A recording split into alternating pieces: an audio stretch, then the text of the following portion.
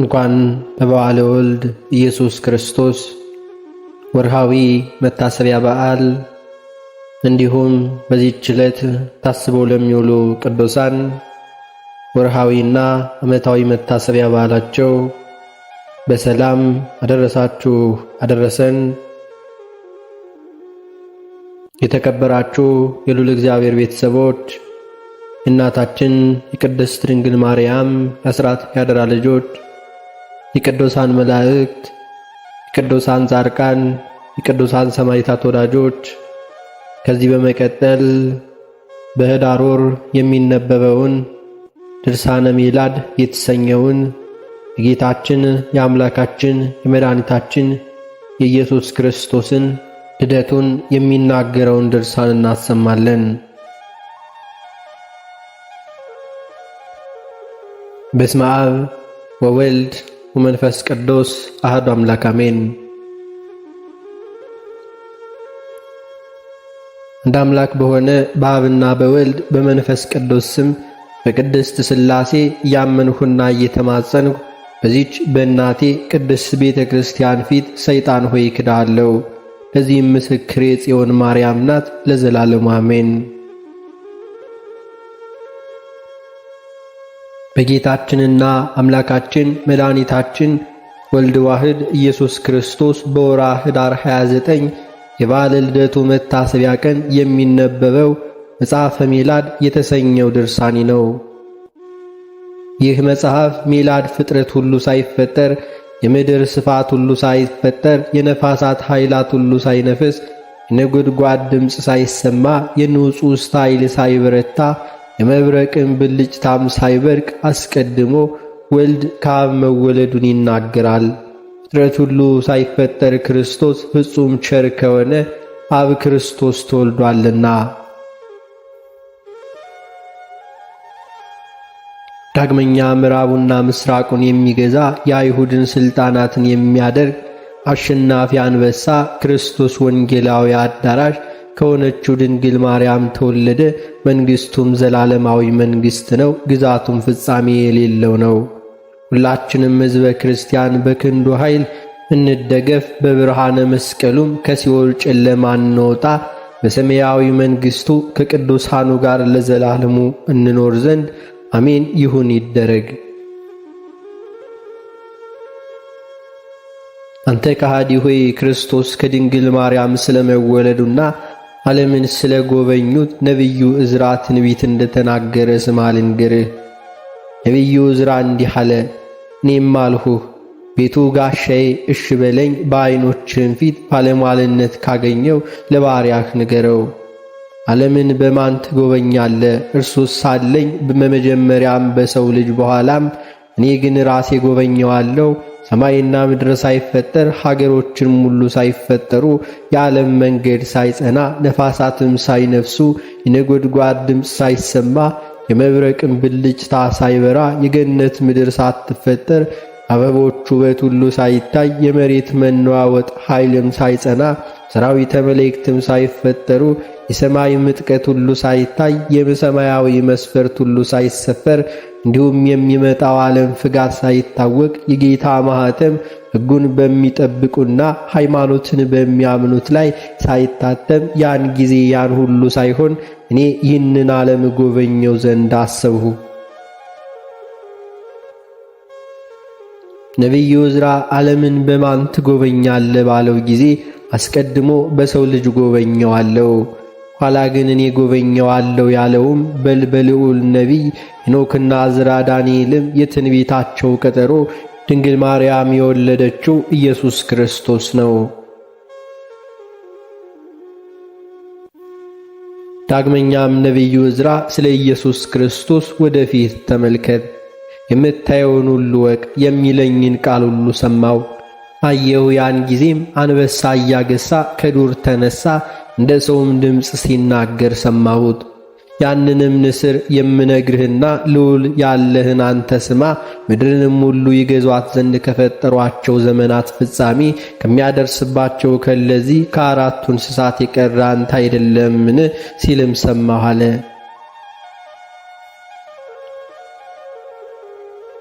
አራቱም መጥቶ ያለፋትን በብዙ ድካምና ሕመም ይህንንም ዓለም የቀሙትን ለዚያን እንስሳ ሁሉ ድል ያደርጋቸዋል። ይህንንም ያክል ዘመን በዚህ ዓለም በተንኰል ኖረ።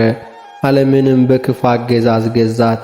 ጻድቃንንም ሁሉ ቀምቷቸዋልና፣ ደጋጎችንም በድሏቸዋልና፣ ቅኖችንም ጠልቷቸዋልና፣ ሐሰተኞችንም ወዷቸዋልና፣ የጻድቃንንም አምባቸውንም አፍርሷልና፣ ያልበደሉትንም ቅጥራቸውን ሁሉ አፍርሷልና፣ ኃጢአቱንም ወደ ልዑል ደርሷልና፣ ትንቢቱም ወደ ኃይል ደርሳለችና፣ ልዑል የራሱን ሰዎች ሁሉ ተመልክቷልና፣ እነሆ ዓመቱ ተፈጽሟልና፣ ስለዚህ አንተ ንስር ፈጽመህ ትጠፋለህ። ኃጢአተኞች ክንፎቻቸው፣ ዝንጉዎች ራስህን ሁሉ ክፉዎች፣ ጭፍሮችና ዓመፀኞች ሥጋ ሁሉ ያጠፋሉ። ምድር ከመከራ ሁሉ እፎይ ብላ ካንተ ፈጽማ ታርፍ ዘንድም የፈጣሪዋን ቸርነት ተስፋ ታደርጋለች። ከዚህም በኋላ ፈጣሪ ለዚህ ንስር ቃል በነገረው ጊዜ የቀረው ያ ራስም ጠፋ። ነቢይ ሱቱኤል ዕዝራም አቤቱ ጌታዬ በዓይኖች ፊት ባለሟልነትን ካገኘው ንገረኝ፣ ግሩም የሆነ የዚህን ሕልምና ትርጓሜውን ለባሪያህ ንገረው አልሁት። መልአኩም ያየውን የዚህን ሕልምን ትርጓሜ እንዲህ ነው አለው። ከዱር እያገሳ ሲወጣ ያንንም ንስር የሰማኸው ሁሉን ነገር ሲናገረውና በኃጢአቱም ሁሉ አልዘለፈውም። ያየኸው አንበሳ ልዑል ለኋላኛው ዘመን የጠበቀው ከዳዊት ወገን የሚወለድ ነው።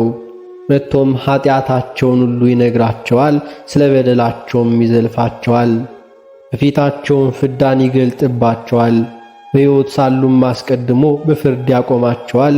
ከዘለፋቸውም በኋላ ያን ጊዜ ያጠፋቸዋል። ትሩፋቱ ግን በቸርነቱ በከበረ አውራጃ ይቤዣቸዋል። አስቀድሜ የነገርኩ የፍርድ ቀን እስኪደርስ ድረስ ደስ ያሰኛቸዋል። ዕዝራ ሆይ ያየኸው ሕልም ይህ ነው፣ ትርጓሜውም እንዲህ ነው። ልዑል ይህንን ምስጢር አንተ ብቻ እንድታውቁሉ አደርግልሃለሁ። መልአኩም ለዕዝራ ነቢይ ከዱር እያገሳ አንበሳ ተነሳ ያለውም የልዑል አብ ልጅና የድንግል ማርያም ልጅ ኢየሱስ ክርስቶስ ነው። አንተ አሉተኛ ካዲ ሆይ በኋለኛው ዘመን ጌታችን ኢየሱስ ክርስቶስ ከመቤታችን ቅድስት ድንግል ማርያም ስለመወለዱ ነቢዩ ዕዝራ ዳግመኛ ትንቢት እንደተናገረ ስማ ልንገርህ። ነቢዩ ዕዝራም እንዲህ አለ። እኔ ግን መልአኩ እንዳዘዘኝ በዚያ ቦታ በምድረ በዳ ውስጥም 7 ቀን ተቀመጥኩኝ። በምድረ በዳም ሁሉ ፍሬ ብቻ ተመገብኩኝ። በለዚያም በ7ቱ ቀናትም ከምድር ሲያጡ ቅጠል በላሁኝ። ከዚያም ከ7ኛው ቀን በኋላ በሌሊትም ሕልምን አየው። እነሆ ጽኑ ነፋስ ከባሕር ሲወጣ አየው። ማዕበሎቹም ሁሉ ታወኩ። ያም ነፋስ በሰው አምሳል ከባሕሩ ሲወጣ አየው። ከዚህ በኋላ ያ ሰው ከሰማይ ደመናዎች ጋር ወጣ። ፊቱንም መልሶ ባየ ጊዜ ሁሉ በጊዜው ጊዜ ወደ እርሱ ሁሉ ይመጣል። ቃሉም በወጣ ጊዜ ከቃሉም የተነሳ ሁሉ ይቀልጣል። ቃሉንም የሰሙ ሁሉ የጣዝማ አደሮ ማር ወደ እሳት በቀለጠ ጊዜ እንደሚቀልጠው ይቀልጣሉ። ከዚህ በኋላ ቁጥር የሌላቸው ብዙ ሰዎችም ከባሕር የወጣ ይህ ነው ይዋጉት ዘንድም ከአራቱም ማዕዘን ሲሰበሰቡ አየሁኝ። ከዚህም በኋላ ታላቅ ተራሮቹን ሁሉ ሠራ፣ በላዩም ላይ ተቀመጠ።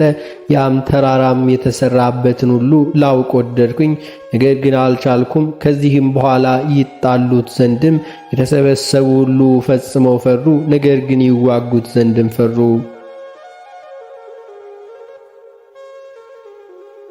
ከዚህም በኋላ በከበቡትና ወደ እርሱም በመጡ ጊዜ እጁን በእነርሱ ላይ አላነሳም። ጦርንም ወይንም ማናቸውንም የጦር መሳሪያ አላነሳም። ከአፉ የእሳት ማዕበልን ከከንፈሩም የእሳት ነበልባልን ከአንደበቱም የእሳት ፍምን እንደ ጥልቅ ነፋስ ሁሉ አወጣ እንጂ። ያም የእሳት ማዕበል ያም የእሳት ነበልባል ያም የእሳት ፍም ተቀላቅሎ እንደ ጥልቅ እንደ ቅልጥ ሁሉ ነፋስ ሆነ። ሊገሉትም ከበቡት። በዚያም ሁሉ በብዙ ላይ ወረደ። ከአመዳቸውም ትቢያና ከያቃጠላቸውም ጢስ በቀር ከነርሱ የተረፈ እስከማይኖር ድረስ ሁላቸውንም አቃጠላቸው። ከዚያም በኋላ ደንግጬ ነቃው። ከዚህም በኋላ ያ ሰው ከዚያ ተራራ ሲወርድ አየው። ለእርሱ የሚስማሙ ብዙ ሌሎችም ወደ እርሱ ጠራ። ብዙ ሰዎችም ወደ እርሱ መጡ። ከእነርሱም ደስ ያላቸው ነበሩ፣ ከእነርሱም ያዘኑ ነበሩ፣ ከእነርሱም እስረኞች ነበሩ። ከዚያም በኋላ ይህ ሁሉ በደረሰኝ ጊዜ ደንግጬ ነቃው። ወደ ልዑልም ጸለይሁኝ፣ እንዲህም አልሁኝ፣ አስቀድሞ አንተ ይህንን ጌትነትህን ለባሪያህ አሳየው፣ ጸሎቴንም ሰማኸኝ። አሁንም የዚህ ሕልሜ ትርጓሜውን ዳግም ንገረኝ። እርሱም መለሰልኝ እንዲህም አለኝ፣ የዚህን ሕልም ትርጓሜ እነግርሃለሁ፣ ይህንም ሁሉ ያልከኝንም እተረጉምልሃለሁ። የዚህ ሕልም ትርጓሜ እንደዚህ ነው። ከባሕር ሲወጣ ያየኸው ይህ ሰው ዓለሙን ሁሉ በእርሱ ያድን ዘንድም ለኋለኛውም ዘመን ልዑል የጠበቀው ይህ ነው። እርሱም የተረፉትን ሁሉ በሥርዓት ያኖራቸዋል። እንደ ጥልቅም ነፋስ ካፉ የእሳት ነበልባል የእሳት ፍምም ካፉ ሲወጣ ያየው ሁሉ ጦሩን የጦር መሳሪያውን ሲያነሳ ግን የከበቡትና ሊገድሉት የመጡትን ለዚያም ብዙዎችን ያጠፋቸዋል። ትርጓሜውም እንዲህ ነው። በምድር የሚኖሩትን ልዑል የሚያድንበት ዘመን ይመጣል። ያን ጊዜ እርስ በርሳቸው ይወነጃጀላሉ። ከተማ ከተማ፣ ገጠር ከገጠርም ጋር፣ ሕዝብም ከሕዝብ ጋር፣ መንግሥት ከመንግሥት ጋር ይዋጋሉ። ይህም በተደረገ ጊዜ ቀድሞ ያሳየውህ ምልክት በደረሰ ጊዜ ያን ጊዜ ከባሕር ሲወጣ ያየኸው ያ ሰው ይገለጣል። አሕዛብ ሁሉ ቃሉን በሰሙ ጊዜ ሀገሮቻቸውንና እርስ በርሳቸው የሚጣሉትንም ጠባቸውንም ሁሉ ይተዋሉ። ቁጥር የሌላቸው ሰዎችን ሁሉ እንዳያቸው መጥተው ሊገሉት ወደው በአንድነት በዝተው ይሰበሰባሉ። እርሱ ግን በጽዮን ተራራ ላይ ራስ ላይ ይቆማል። ያለ ሰው እጅም የተፈጠረ ተራራ ሲወጣ እንዳየኸው ጽዮን ትመጣለች፣ ተዘጋጅታና ተሰርታም ሁሉ ለሁሉ ትታያለች።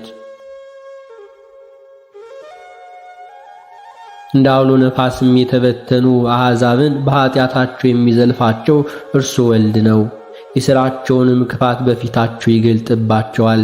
እንደ እሳት ነበልባል የሆኑ ያለ ድካምም ከኃጢአታቸው ጋር ያጠፋቸዋል። ያን ጊዜ ብዙ ምልክት ሁሉ ያሳያቸዋል። እኔ ዕዝራም እንዲህ አልኩኝ፣ አቤቱ ጌታዬ ይህንን ነገር ንገረኝ። ከባሕርም መካከል ሰው ሲወጣ እኔ ያየሁት ስለምንድን ነው? እንዲህም አለኝ፣ በባሕር ጥልቀት ውስጥም ሁሉ ያለውን ማንም ማወቅ እንደማይችል እንደዚሁ በምድር ካሉትም ወልድን ማወቅ የሚችል ማንም የለም። ሰዓቱና ቀኑ በደረሰ ጊዜ ነው እንጂ ከእርሱ ጋር ያሉት ሁሉ አያውቁትምና።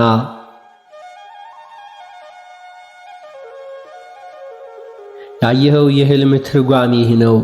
ግዳጅህን ሁሉ ትተ የኔን ግዳጅ ሁሉ ተከትለሃልና ስለዚህም ለአንተ ብቻ አሳየውህ። ሕጌንም ሁሉ ፈልጋትና ሕይወትንም ለእውቀት አዘጋጅተሃልና ጥበብም እናትህ አድርገሃታልና ስለዚህም ይህንን ሁሉ ገለጥኩልህ። ዋጋህን በልዑል ዘንድ ትቀበላለህና።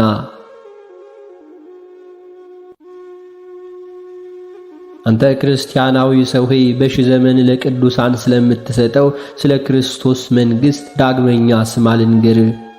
ልዑል ለዕዝራ እንደነገረው እኔም ዕዝራም ሁሉ መሰልሁት፣ እንዲህም ሁሉ አልኩኝ፣ አቤቱ ጌታዬ፣ እነሆ ጻድቃን ይህንን መንግሥተ ሰማያትን እንዲወርሱ ኃጥአን ግን እንዲጠፉ አንተ በሕግህ ሰርተሃልና። መለሰልኝም እንዲህ አለኝ፣ እኔ የነገርኩ ምልክት የሚገለጥበት ወራት እነሆ ይመጣልና ዛሬ የምትታይ ከተማ ሁሉ ታልፋለችና ዛሬ የተሰወረች ምድር ትገለጣለች። እኔ ከነገርኩህም ከክፉ ሥራ የዳነ ሁሉ ክብሬን የሚያይ እርሱ ነው። የኔም መሲህ አብረው ካሉት ጋር ይገለጣሉና የሚነሱትም ሁሉ ደስ ያሰኛቸዋል። ከዚህም በኋላ ልጄ መሲሁ ሁሉ ያከናውናል፣ አእምሮ ያለው ሁሉ ይፈጽማል። ዓለምም እንደ ቀድሞ 7 ቀን ዝም ያለውን ያህል ወደ ቀድሞ አኗኗሩ ይመልሳል። የሚቀረው ምንም የለም። ከ7 ቀንም በኋላ የነቃበት ጊዜ የሌለ ሰው ይነሳል። የመዋቲ ሰው ዓለምንም ሁሉ ያልፋል። ምድርም የተቀበሩባትን ሁሉ ትመስላለች፣ መቃብርም በውስጡ ያረፉትን ሰዎች ይመስላል። ከዚህም በኋላ አብያተ ነፍሳት በውስጡ የተቀመጡ ነፍሳትን ይመስላሉ። ያን ጊዜ ልዑል በጠፈረ ዙፋን ላይ ይገለጣል። ቸርነቱም ትመጣለች፣ ይቅርታውም ትመለሳለች፣ ትዕግስቱም ትሰበሰባለች። ቁርጥ ፍርድም ብቻ ይቀራል። ጽድቅም ሁሉ ትጸናለች፣ ሃይማኖትም ትገለጣለች። እውን ሥራው ይከተለዋል፣ ዋጋውም ይገለጣል። ቅንነቱም ትነቃለች፣ ኃጢአቱም አታንቀላፋም። የቁርጥ ፍርድ ጉድጓድ በዕረፍት ቦታ አንጻር ይከፈታል። በደስታም ገነትም አንጻር እሳተ ገሃነምም ይገለጣል። ያን ጊዜ ልዑል ከሙታን የተነሱ አሕዛብን እነሆ እዩ፣ የካዳችሁትን ማን እንደሆነ ወቁ፣ ያልተገዛችሁ ለማን ነው? የናቃችሁትስ የማንን ትእዛዝ ነው? ይላቸዋል። የዚህ ደስታና ዕረፍት በወዲያኛውም ፍርድና እሳት አለ። እነሆ ወደፊታችሁም እዩ። ልዑል በፍርድ ቀን አሕዛብን እንዲህ ይላቸዋል። የፍርድ ቀንስ ፀሐይ፣ ጨረቃ፣ ከዋክብት የላትም፣ ደመናም፣ መብረቅም፣ ነጎድጓድም፣ እሳትም፣ ውሃም፣ ሰማይም፣ ጨረቃም፣ ሌሊትም መዓልትም የሏትም። ክረምትም፣ በጋም፣ መከርም፣ ብርድም፣ ሐሩርም፣ ጥልቅም፣ ነፋስም፣ በረድም፣ ውርጭም፣ ጉምም፣ ዝናብም፣ ጠልምም የለባትም። ማታም ጧትም ብርሃንና ብልጭልጭታም፣ ፋናና መብራት ሁሉ ለእነርሱ የተጠበቀለትን ያይ ዘንድም ከእግዚአብሔር ከጌትነቱ ብርሃን ብቻ በቀር ይህ ሁሉ የለም። የዚህችም ሰዓት ርዝመቷ እንደ 7 ዓመት ይሆናል። ፍርዶም ቅጣቱም ይህ ነው። ይህንንም ላንተ ብቻ ነገርሁ።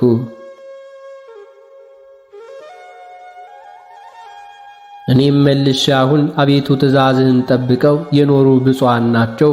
ነገር ግን ስለጠየቅኩህ ነገር ከሕያዋን መካከል የማይበድሉ ማን ነው? ከሴቶች ከተወለዱስ ወገን ሕግን ያልተወ ማን ነው? አሁንም የሚመጣው ዓለም ደስተኛ ታሰኘው ዘንድም ያለ ጻድቃን ጥቂት እንደሆኑ የሚፈርድባቸውም ብዙ እንደሆነ አያለሁ አልሁት። የነገርሁትን ምልክት እንደምትገለጥ ዘመን እነሆ መጣ። ለነቢዩ ዕዝራ እንዳለው ዛሬ የተገለጠች ከተማ ዓለም ታልፋለች። ዛሬ የተሰወረች ዓለም ትገለጣለች። በእውነትም ዛሬ የተሰወረች ዓለም ልዑል እግዚአብሔር ለመረጣቸው ቅዱሳን ትገለጥላቸዋለች። ይህችም ሰማያዊት መንግሥተ ክርስቶስ ናት። ጻድቃን ከክርስቶስ ጋር 1000 ዓመት ይነግሣሉ። ከ1000 ዓመትም በኋላ ሰይጣን በአራቱም ማዕዘን ዓለም ያሉትን አሕዛብን ሁሉ ያስታቸው ዘንድ ከእስራቱም ይፈታል። እርስ በርሳቸው ያዋጋቸው ዘንድ ጎግና ማጎግን ይሰበስባቸዋል።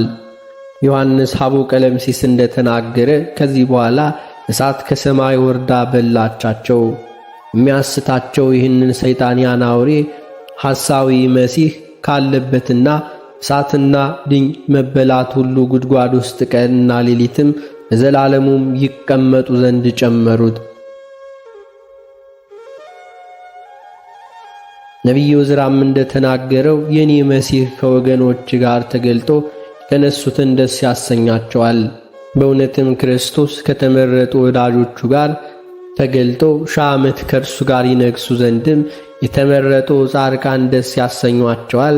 ቅዱስ ዮሐንስ አቡ ቀለምሲስ እንደተናገረ ለዚያ ለአውሬውና ለምስሉም ያልሰገዱና ምልክቱንም በግንባራቸውና በእጃቸው ያልከተቡ እነርሱ ተነስተው ከክርስቶስ ጋር 1000 ዓመት ይነግሳሉ። በምትመጣውም በዚያች ቀንም ዕድል ፈንታ ያገኘ ንዑድ ክቡር ነው። ሐዋርያው ቅዱስ ጴጥሮስ ስለ ሰማያዊቷ መንግሥተ ክርስቶስ አዲሶቹን ሰማያውያንና በውስጡ ጽድቅ አድሮባት የምትኖር አዲሲቱን ምድረ ተስፋ ሁሉ እናደርጋለን ብሏልና። ሐዋርያው ቅዱስ ጳውሎስ በክርስቶስ ስም የሞቱትን አስቀድመው ይነሳሉ አለ። ቅዱስ ዮሐንስ አቡ ቀለምሲስ ስለ ቅዱሳን ከተማ የክርስቶስ መንግሥት ዳግመኛ ሀገሪቱንም ሁሉ ያበሩላት ዘንድ ፀሐይና ጨረቃ ሁሉ አትሻም፣ ብርሃኗም እግዚአብሔር ፋናዋም በጉ ነውና አለ። ዳግመኛ ነቢዩ ዕዝራ ከዚህ በኋላ ልጄ የኔን መሲህ ሁሉ ያከናውናል፣ በእውነትም ከመረጣቸው ጋርም 1000 ዓመት መንግሥቱን ሁሉ ይፈጽማል። ይኸውም ለአባቱ ልጅ መሲህ ክርስቶስ ነውና። ከዚህም በኋላ 7 ቀንም ጸጥ ብሎ ዓለምን ሁሉ ይኖራል። ከ7 ቀንም በኋላ አስቀድሞ ከነበረውም ሰው ሁሉ ይነሳል፣ ሳይነሳም የሚቀር የለም አለ።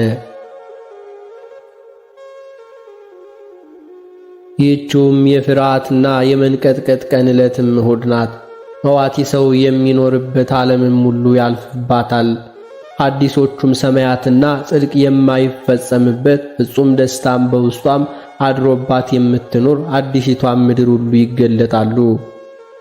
አማደ ብርሃን ሃይማኖት እንደተጻፈው በእውነት የተመረጡ ፈጽመው ደስ ይላቸዋል። እመቤታችን ድንግል ማርያም አፈወርቅ ያለችው እውነተኛው ሰማዕት የቁስጥንጥንያው ሊቀ ጳጳስ ቅዱስ ዮሐንስ ስለ ቀናች ሃይማኖት መናፍቁ አይሁዳዊው በጠየቀው ጊዜ በ1000 ዓመት ቀን የተመረጡ ጻድቃንና ሰማዕታት ደስ ይላቸዋል። ሥርወ መንግሥቱም ነቢዩ ዳዊትና ሊቀ ሐዋርያው ቅዱስ ጴጥሮስ እንደተናገሩ 1000 ዓመት ባንተ ዘንድ አንዲት ቀን ናትና ሐሰትን ከተመላ ሐሳዌ መሲህ በኋላ በ1000 ዓመት ፍጻሜ ለቅዱሳን ጻድቃንና ለሰማዕታት ግብዣ ይደረጋል፣ ጸጋና ክብርም ይሰጣል አለው። ዳግመኛ ብፁዕ አቡናፍር ለጻድቁ አባ አብኑዳ ጌታችን ኢየሱስ ክርስቶስ በለመንኩ ጊዜ ስለ ተጋድሎ የፈንታ ብዙ ሀብትን ሁሉ ሰጠኸኝ፣ በስሜ የተማጸነ ሰው ሁሉ ዕጣን መባ ለቤተ ክርስቲያን ቢሰጥ እኔ ኢየሱስ ክርስቶስ በ1000 ግብዣ ሁሉ ከተመረጡ ጻድቃንና ሰማዕታት ጋር አስቀምጣለሁ አለኝ ብሎም ነገረው። ንዑድ ክቡር የሚሆን ቅዱስ አባ ኪሮስም ጌቴ ኢየሱስ ክርስቶስ መጽሐፈ ገድልህን የሚሰማ ቅዱስ ስምህንም በምድር ላይ በፍቅር የሚያነበው ሰው ሁሉ ከኔ ጋር አስቀምጠዋለሁ፣ በ1000 ዓመቱም ታላቅ ግብዣ ይጋበዛል፣ ከጻድቃንና ከሰማዕታት ጋርም እቆጥረዋለሁ አለኝ ብሏል። ዳግመኛ የቂሳርያው ቅዱስ አባ ባስልዮስ በእመቤታችን የቅዳሴ ቤቷ ድርሳን እንዲህ አለ። በዚች ቀን ለድሆችና ለችግረኞች ቸርነትን የሚያደርግ ንዑድ ክቡር ነው። ጌታችን ኢየሱስ ክርስቶስ በ1000 ዓመቱ ታላቅ ምራት ግብዣ ከጻድቃንና ከሰማዕታት ጋርም እንዲገኝ ያደርገዋል ብሎ ተናገረ። ዳግመኛም ሰማዕትና ድንግል ለሆነው ለአባ ኖብም ጌታችን በመታሰቢያ ቀን ምግብን የሚሰጠውን ለችግረኞችና እንዲሁም ለድሆች በጎ ሥራ የሚሠራውን ሁሉ ዓለሙንም ሁሉ የያዝሁት አምላክ እኔ በ1000 ዓመቱ ምሳ ከጻድቃንና ከሰማዕታት ጋር እጋብዘዋለሁ ብሎ ቃል ኪዳን ሰጠው።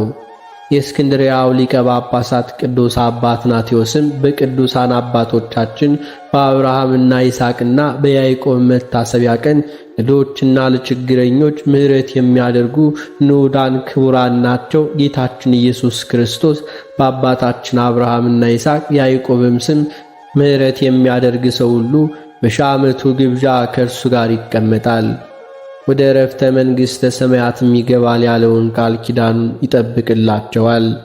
በዚህ ኃላፊ ሰው እንዲሁ ውስጡ ሐዘን ለለቅሶ ከሰይጣንም የሚመጣ ጻይርና ስቃይ ሁሉ አጡ እንጂ ፍጹም ደስታ የላቸውም እናም አለ።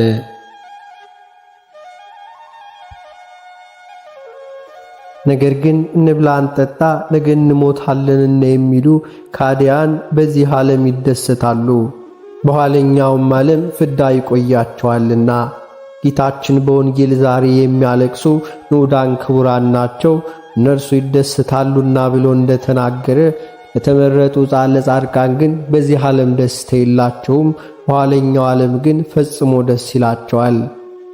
መንግሥተ ሰማያት ተዘጋጅቶላቸዋልና ሊቃውንትም ምሳ ቅዱሳን ያላትን የማታልፍና የማትጠፋ ለአበው ጻድቃን ለደጋጉም ሰማዕታት በዘመኑ መጨረሻ የምትሰጥ የክርስቶስ መንግሥት ናት ብለዋል።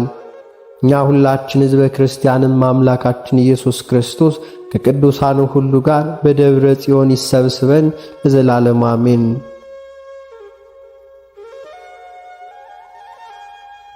ከዚህም በኋላ ሆሃተ ፀሐይ የተሰኘውን ደገኛ መጽሐፍ ክብርን ሁሉ እንጽፋለን።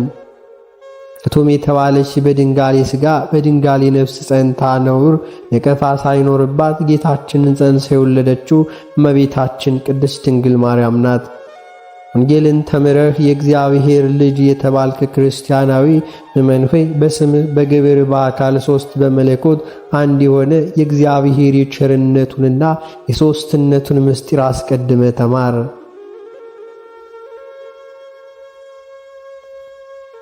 ተራሮችና ኮረብቶች ሳይፈጠሩ አብ በባህሪው ወለደኝ ብሎ ነቢዩ ሶሎሞን እንደተናገረ ምድር ትዘረጋ ሰማይም ሁሉ ባትፈጠር ፍጥረታት ሁሉ ተፈጥሮ ሳይገለጽ አስቀድሞ የነበረ ወልደ እግዚአብሔርንም ቀዳማዊ ልደቱን እንመን።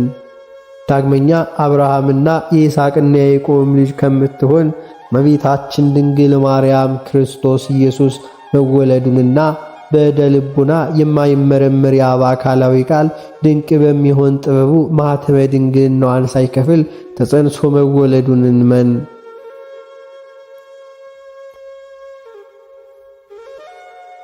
አንተ ክርስቲያናዊ ምእመን ሆይ ድንቅ የሚሆን ይህንን ምስጢረ ሥላሴን ተማር። አብ ወልድ ነውን? መንፈስ ቅዱስ ነው አይባልም። ወልድም አብን መንፈስ ቅዱስ ነው አይባልም። እንዲሁም መንፈስ ቅዱስ አብን ነው አይባልም፣ ወልድም ነው አይባልም። አባቶቻችን ሐዋርያት አብ ፀሐይ ነው፣ ወልድ ፀሐይ ነው፣ መንፈስ ቅዱስ ፀሐይ ነው ብለው እንዳስተማሩን እያንዳንዳቸውም አብም ወልድም መንፈስ ቅዱስም በየራሳቸው ሕልዋን ናቸው እንጂ እርሱ ፍጥረታትን ሁሉ በቃሉ ፈጥሮ የመገበ ነው። በቃሉም ፈጠረ ሲል ስለ ቀዳማዊ ቃሉ መናገሩ ነው።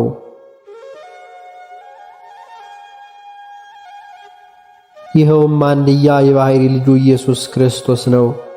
አዳምንም ፈጥሮ የሕይወት እስትንፋስ አለበትና ያውም አጽናኝ ስለሆነ መንፈስ ቅዱስ መናገሩ ነው። አብ አምላክ ወልድም አምላክ መንፈስ ቅዱስም አምላክ ናቸው። ነገር ግን አንድ አምላክ እንጂ ሦስት አምላክ አይደለም አይባልም። ይኸውም አንድ ሲሆኑ ሦስት፣ ሦስት ሲሆን አንድ የሚሆን አብና ወልድ መንፈስ ቅዱስ ናቸው።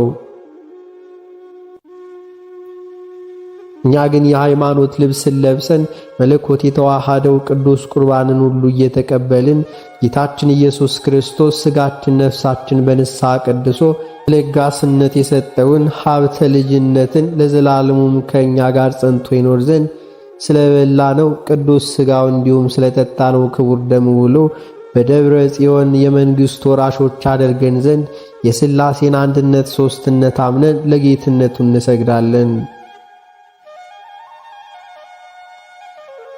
የክርስቲያን ወገኖች ምእመናን ሆይ ስሙ። የጌታችን የአምላካችንና የመድኃኒታችን የኢየሱስ ክርስቶስን የልደቱን ዝክርና በሁለት ወገን ድንግል የሆነች የእናቱን እመቤታችን ድንግል ማርያም ዝክር የሚናገር ክርስቲያን ንዑድ ክቡር ነውና በዚህም ዓለም ሳለም የጌታችን ኢየሱስ ክርስቶስን ልደቱን ዝክርና በድንጋሌ ሥጋ በድንጋሌ ነፍስ የጸናች የእመቤታችን የድንግል ማርያም የባሏን ዝክር ስላደረገ የብዙዎች ሁሉ ብርሃን ዘውድ ተዘጋጅቶለት ወደ ገነት መንግሥተ ሰማያት ገብቶ ከአመፃና ከሰይጣን ውጊያ ይድናል እንጂ ከሞትም በኋላ አይኮነንም፣ ወደ ሲኦልም ጥልቅ አይመጣም።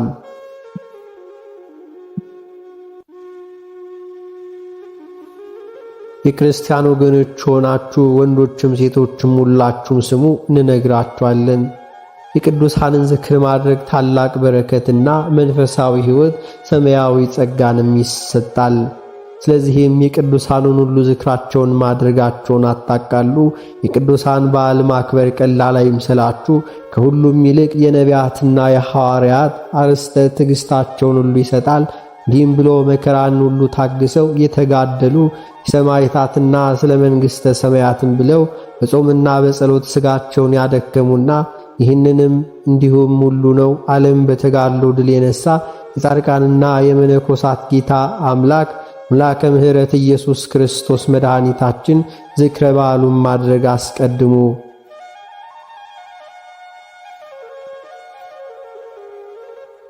ከዚህም በኋላ የእናቱ ርኅርኅተ ልብ እመቤታችን ቅድስት ድንግል ማርያምን ዝክርም አድርጉ። አምላካችን ክርስቶስ ከእመቤታችን ከቅድስት ድንግል ማርያም ስለመወለዱ ነቢዩ ኢሳይያስ ልጅ ተሰጠን ሕፃንም ሆኖ ተወለደልን ብሎ የተነበየው የአብ አካላዊ ቃል ወልድ ዋሕድ ኢየሱስ ክርስቶስ ስለ ቅዱስ ሥጋውና ስለ ክቡር ደሙ ብሎ የሰማያዊት መንግሥቱ ወራሾች ያደርጋችኋል ለዘላለሙ አሜን። ለይኩን ለይኩን። አባታችን ሆይ በሰማያት የምትኖር፣ ስምህ ይቀደስ፣ መንግሥትህ ትምጣ፣ ፈቃድህ በሰማይ እንደሆነች እንዲሁም በምድር ትሁን። የዕለት እንጀራችንን ስጠን ዛሬ፣ በደላችንንም ይቅር በለን እኛም የበደሉንን ይቅር እንደምንል፣ አቤቱ ወደ ፈተናም አታግባን ከክፉ ሁሉ አድነን እንጂ መንግሥት ያንተ ናትና፣ ኃይል፣ ክብር፣ ምስጋና ለዘላለሙ አሜን። እመቤታችን ቅድስት ድንግል ማርያም ሆይ በመልአኩ በቅዱስ ገብርኤል ሰላምታ ሰላም እንልሻለን። በሐሳብሽ ድንግል ነሽ፣ በሥጋሽም ድንግል ነሽ። አሸናፊ የልዑል እግዚአብሔር እናት ሆይ ሰላምታ ላንቺ ይገባሻል። ከሴቶች ሁሉ ተለይተሽ አንቺ የተባረክሽ ነሽ፣ የማኅፀንሽ ፍሬ የተባረከ ነው። ጸጋን የተመላሽ ቅድስት ሆይ ደስ ይበልሽ፣ ልዑል እግዚአብሔር ከአንቺ ጋር ነውና ከተወደደው ልጅሽ ከጌታችን ከመድኃኒታችን ከኢየሱስ ክርስቶስ ዘንድ ይቅርታና ምሕረቱን ለምኝልን ኃጢአታችንንም ያስተሰርይልን ዘንድ ለዘላለሙ አሜን።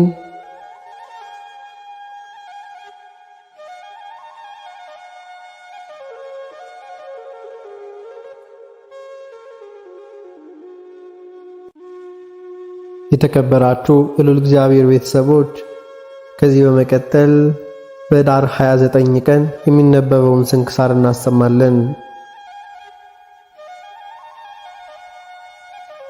በስመ አብ ወወልድ ወመንፈስ ቅዱስ አሐዱ አምላክ አሜን።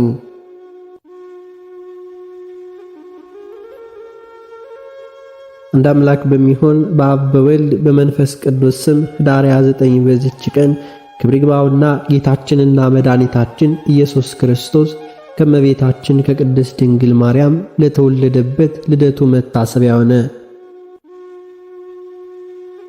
ይቅርታውና ቸርነቱ ከሁላችንም ጋር ይሁን ለዘላለሙ አሜን። በዚህችም ቀን ለአባቶቻችን ሊቃነ ጳጳሳት 17ኛ የሆነ የተመሰገነና የከበረ የእስክንድርያው ሊቀ ጳጳሳት ጴጥሮስ በሰማዕትነት አረፈ። እሱም የሰማዕታት መፈጸሚያ በመሆኑ ነው።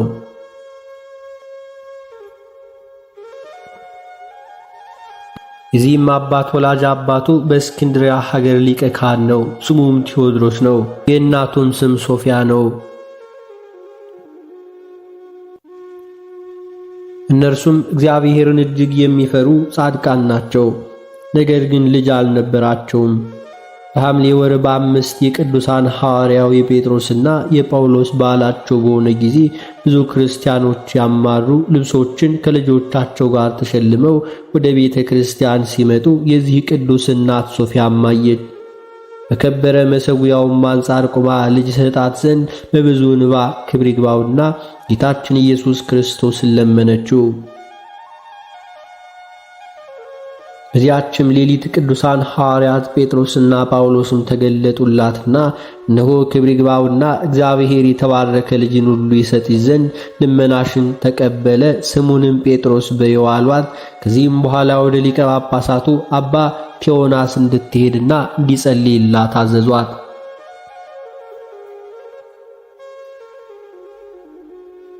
እሷም ወደ አባ ቴዎና ሄዳ ጸለየላት። ከዚህም በኋላ ጸንሳ ይህን ቅዱስ ወለደችው። ስሙንም ጴጥሮስ ብላ ሰየመችው። ዕድሜውም 7 ዓመት ሲሆነው ነቢዩ ሳሙኤል እንደተሰጠ ለሊቀ ጳጳሳት ቴዎናስ ሰጠችው። ለእርሱም ተወዳጅ ልጅ ሆነለት። አስተምሮም አናጉስጢስነት ሾመው። ከዚህም በኋላ ዲቁናን ደግሞ ቅስናን ሾመው። በሊቀ ጵጵስናውም ሥራ ቤተ ክርስቲያንም በሆኑ በብዙ መልካም ሥራዎች ሁሉ የሚራዳ ሆነ።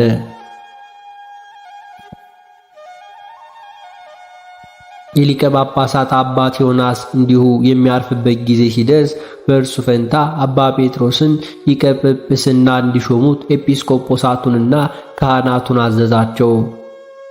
እርሱም በሞተ ጊዜ ይህንን አባት ጴጥሮስን ሾሙት። ሁሉንም አብያተ ክርስቲያናት ካህናት ላይ ሁሉ ሾመ። እንዲህም ሆነ ከሃዲው ዲዮቅልጥያኖስ ዘመን በአንጾኪያ ከተማ አንድ መስፍን ነበረ። የሚስቱም ስም ሳራ ትባላለች። እርሱም ከሃዲው ንጉሥ ሁሉ ተስማማ። እርሷ ግን በሃይማኖቷ ጸናች። በአንድነትም ሳሉ 2 ልጆችን ወለደች። ነገር ግን በአንጾኪያ ሀገር የክርስትናን ጥምቀት ሁሉ ልታጠምቃቸው አልተቻላትም። ስለዚህም ወደ እስክንድሪያ ትሄድ ዘንድ ልጆቿን ሁሉ ይዛ በመርከብ ተሳፈረች። በጉዞ ላይም ጽኑ የሆነ ማዕበል ሁሉ ተነሳባቸው። እርሷም ልጆቿም የክርስትናን ጥምቀት ሳይጠመቁ እንዳይሞቱ ፈራች። ጡቶቿንም በምላጭ ሰንጥቃ በደሟም ግንባራቸው በመስቀል ምልክት ቀብታ በአብ በወልድ በመንፈስ ቅዱስ ስም አጠመቀቻቸው። በዚያን ጊዜ ታላቅ ጸጥታም ሆኖ ከመስጠምም ዳኑ።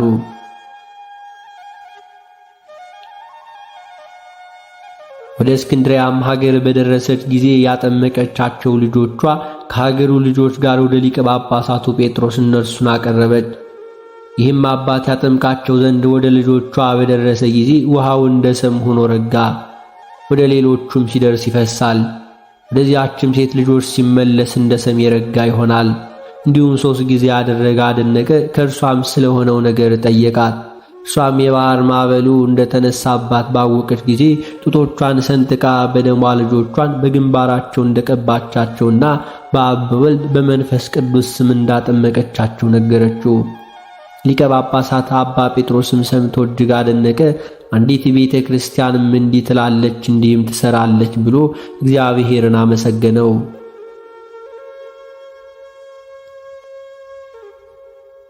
ከዚህም በኋላ አባት ጴጥሮስ ዘመን ከሃዲው አርዮስ ተነሳ። ከክህደቱም ይመለስ ዘንድ ይህንን አባት ብዙ ጊዜ መከረው፣ ገሰጸውም። ቃሉንም ባልሰማው ጊዜ ረግሞ አወገዘው። ከዚህም በኋላ የንጉሡን አማልክት ሁሉ እንዳያመልኩ በሁሉም ቦታ ቅዱስ ጴጥሮስ እንዲያስተምር ዜናውን እንዲሁ ንጉሡ ዲዮቅልጥያኖስ ሰማ። ያን ጊዜ እንዲያስሩት እንዲሁ መልእክተኞችን ላከ። የሀገሩ ሰዎችን ባወቁ ጊዜ የንጉሡ መልእክተኞችን ይወጓቸው ዘንድ የጦር መሳሪያውን ሁሉ ይዘው ተሰበሰቡ።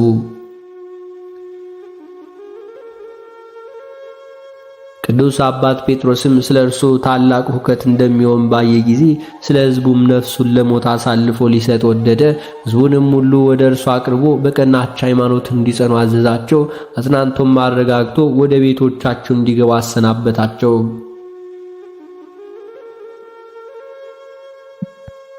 አርዮስም ቅዱስ አባት ጴጥሮስ ከዓለም በሞት እንደሚለይ ባወቀ ጊዜ ከውግዘቱ እንዲፈታው ቅዱስ ጴጥሮስን ሁሉ ያማልዱት ዘንድ አንኪላስንና ለእስክንድሮስን ለመናቸው። እነርሱም እንዲፈታው በለመኑት ጊዜ በውግዘት ላይ ውግዘት ጨመረ። ክቡር ይግባውና ጌታችን ኢየሱስ ክርስቶስን የተቀደደ ልብስን ለብሶ እንዳየው ልብስንም ማን ቀደዳት ባለው ጊዜ ልብሴን አርዮስ ቀደዳት እንዳለው አስረዳቸው።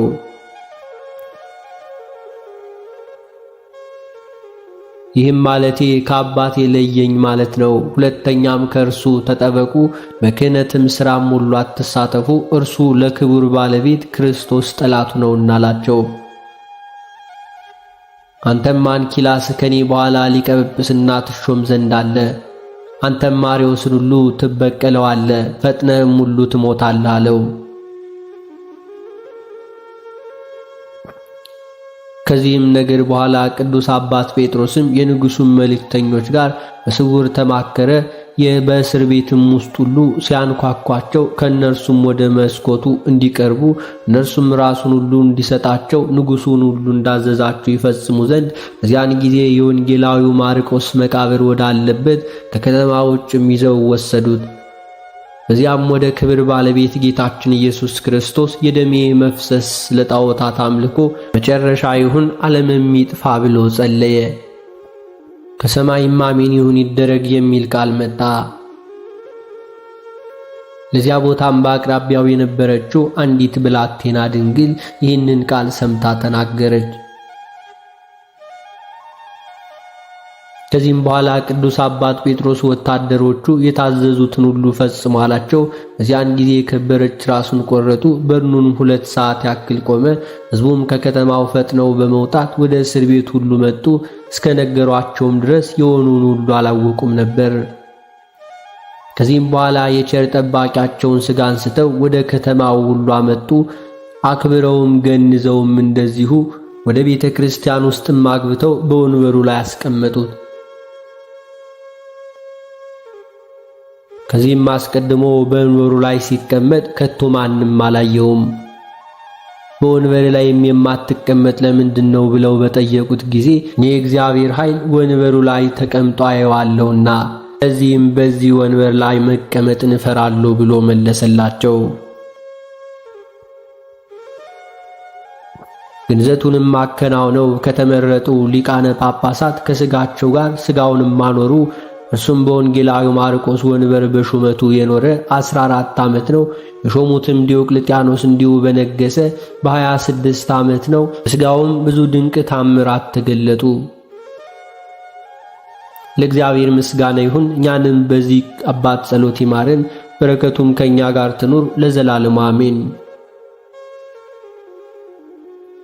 በዚህችም ዕለት በከሃዲው ንጉሥ ዲዮቅልጥያኖስ ዘመን በሰማዕትነት የሞቱ የ47 አእላፍ መታሰቢያቸው ነው።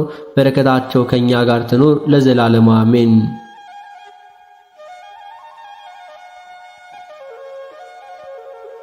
በዚህችም ቀን ለሮሜ ሀገር ሊቀ ጳጳሳት የሆነ የሊቀ ሐዋርያው ጴጥሮስ ደቀ መዝሙሩ ቀሌምንጦስ በሰማዕትነት አረፈ። ይህም ቅዱስ ከመንግሥት ልጆች ወገን የሆነ ለሮም ንጉሥ የጭፍራ አለቃ ለሆነው ለቀውስጦስ ልጁ ነው። ደጎች የሆኑ አባትና እናቱም ቅዱስ ጴጥሮስ የወንጌል ትምህርት በሰበከ ጊዜ ክብር ይግባውና በጌታችን ኢየሱስ ክርስቶስ አመኑ። ገንዘባቸውንም ሁሉ ለድሆችና ለችግረኞች ምጽዋት አድርገው ሰጡ። ከዚህም በኋላ መኮንኑ ቀውስጦስ ወደ ንጉሡ ሄዶ በዚያ በዘገየ ጊዜ ወንድሙ የመኮንኑን የቀውስጦስን ሚስት ሊያገባ አሰበ። እርሷም ባወቀች ጊዜ አባታቸው እስኪመለስ ድረስ ወደ አቴና ሄዳ ጥበብን ታስተምራቸው ዘንድ ቀሌምንጦስንና ታናሽ ወንድሙን ይዛ በመርከብ ተሳፈረች። በዚያን ጊዜም ብርቱ ነፋስ በማዕበሉ እንዲሁ ተነስቶ መርከቡ ተሰበረ። ቀሌምንጦስም በመርከቡ ስባሪ ተንጠለጠለ። የባሕሩም ሞገድ ወደ እስክንድርያ ሀገር አደረሰውና በዚያም ጥቂት ቀኖችን ያክል ኖረ። እዚያም ወቅት የከበረ ሐዋርያው ጴጥሮስ ቃል ጠራውና ወደ እስክንድርያ ሀገር እንዲሄድ አዘዘው። በሄደም ጊዜ በውስጧ የወንጌልን ቃል ሰበከ። በዚያም ከቅዱስ ቀሌምንጦስ በቀር ከሀገሩ ሰዎች አንድስ እንኳን ያመነ የለም። እርሱም የቅዱስ ጴጥሮስን ትምህርት በሰማ ጊዜ ክብር ይግባውና በጌታችን ኢየሱስ ክርስቶስን አምኖ የክርስቶስን ጥምቀት ተጠመቀ። ሐዋርያው ጴጥሮስም የጌታችንን የመለኮቱን ምስጢር ለሚያመልኩትም የሚሰጣቸውን ብልጽግናውንና ክብሩን በስሙ ኃይል ድንቅ ታምራትን እንደሚያደርግ ገለጠ። ከዚህችም ዕለት ጀምሮ ቀሌምንጦስ ቅዱስ ጴጥሮስን ተከተለው። ደቀ መዝሙሩም ሆነ። እርሱም የሐዋርያት ገድላቸውን ካላውያን ነገሥታትና መኳንንት የደረሰባቸውን ሥቃይ ሁሉ ጻፈ።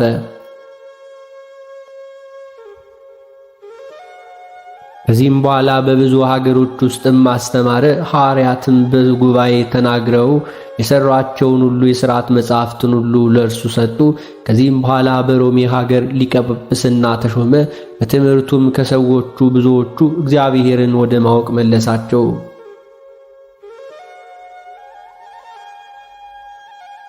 ስለ እርሱም ከሃዲው ንጉሥ ጠራብሎን ሰምቶ ጭፍሮቹን ልኮ ወደ እርሱ አስመጥቶ ክርስቶስን ክደ ለአማልክት ስገድ አለው። ትእዛዙንም ባለመስማቱ ያን ጊዜ ያሰቃዩት ዘንድ ወደ አንዲት ሀገር ሰደደው።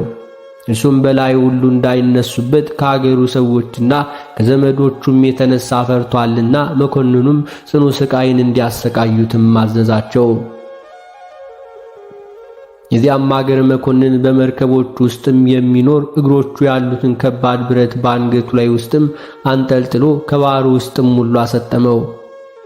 ነፍሱንም በእግዚአብሔር እጅ ሰጠ። ወንጌልንም እንደሰበኩ ሐዋርያት በመንግሥተ ሰማያት የምስክርነት አክሊልን ተቀበለ።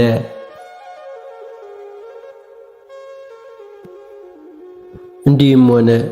አንዲት ዓመት ስትፈጸም ባሕሩ ተገልጦ አንደኛዋ ሆኖ የቅዱስ ቀሌምንጦስ ሥጋ በጥልቁ ባሕር ውስጥም ታየ። እርሱም ሕይወት ያለው ይመስል ነበረ። ሰዎችም ገብተው ከእርሱ ተባረኩ። የከበረ የድንጋይ ሳጥኑንም አምጥተው ሥጋውንም በውስጡ አድርገው አንስተው ከባሕሩ ውስጥም ሁሉ ሊያወጡት ፈለጉ። ነገር ግን ከቦታው ሊያንቀሳቅሱት አልተቻላቸውም። ከባሕሩ ውስጥም መውጣት እንዳልፈቀደላቸው ባወቁ ጊዜ በዚያን ጊዜ ትተውት ወደ ቤታቸው ሄዱ። ከዚህም በኋላ በመታሰቢያው ቀን በየዓመቱ ያችን ባሕር የከበረ ቅዱስ ቀሌምንጦስ ሥጋው ላይም የምትገለጠው ነጭ እንዲሁም ምዕመናን ሁሉ ገብተው ከእርሱ ዘንድ ይባረካሉ። መታሰቢያውንም በማድረግ በዓሉንም ያከብራሉ። ከዚያም በኋላ ወጥተው ወደ ቤታቸው ይገባሉ።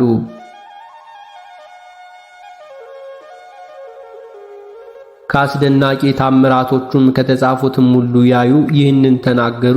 በአንዲትም ዓመት ከሥጋው ሁሉ ሊባረኩ በገቡ ጊዜ የቅዱስ ቀሌምንጦስ ሥጋው ካለበት ሳጥን ዘንድም ሲወጡ ታናናሽ ሕፃንም እንደደረሱ ክብር ይግባውና ጌታችን ኢየሱስ ክርስቶስን ለሚወዱ ቅዱሳን ክቡራን ከእርሱ የተቀበሉትንም ጸጋ ይገለጥ ዘንድ ወዷልና፣ ወላጆቹም ከእርሱ በኋላ ሕፃኑንም ፈለጉት፣ ነገር ግን አላገኙትም።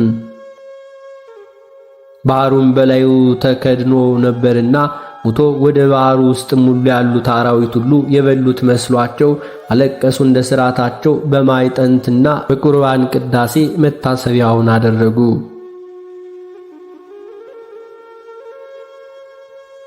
በዳግመኛውም ዓመት ያች ባሕር ተገልጣ እንደ ልማዳቸው ገቡ። ሕፃኑንም በሕይወት ሆኖ በቅዱስ ቀሌምንጦስ የሥጋ ሳጥንም ዘንድም ቆሞ አገኙት። በዚያም ባሕር ውስጥም አኗኗርህ እንዴት ነበር? ምን ትበላ ነበር? የባሕር አራዊትስ እንዴት አልበሉም? ብለው ጠየቁት። እርሱም ቅዱስ ቀሌምንጦስ ያበላኝ ነበረ፣ እግዚአብሔርም ከባሕር ካሉ አራዊት ይጠብቀኝ ነበር ብሎ መለሰ። ሰምተውም እጅግ አደነቁ። በቅዱሳኑና ስለ ከበረ ስሙ ደማቸውን ባፈሰሱ ሰማዕታት የሚመሰገን ምስጉን እግዚአብሔርንም አመሰገኑ።